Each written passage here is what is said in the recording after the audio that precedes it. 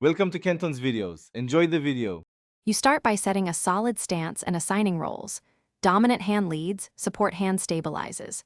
Once done, perform slow mirrored motions for 4 counts and make sure to keep wrists neutral so you avoid strain. You do this to build coordination and proprioception. Repetition wires the brain. Keep breath steady and eyes focused on your hands because visual feedback accelerates learning.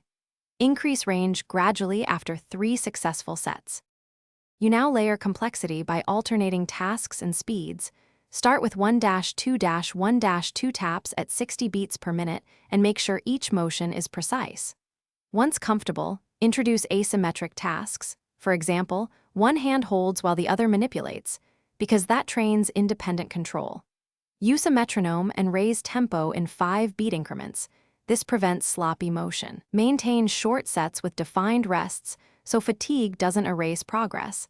And you finish by integrating patterns into complete tasks for 5 to 10 minutes, making sure to alternate leading roles so both hands share demand. Once done, record a short session and compare timing and symmetry. Visual playback reveals small mismatches you can correct.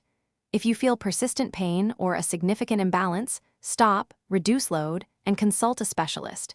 This prevents injury and guides targeted retraining. Keep regular short practice and reinforce success with consistent feedback. Thanks for watching. Consider subscribing if we helped you.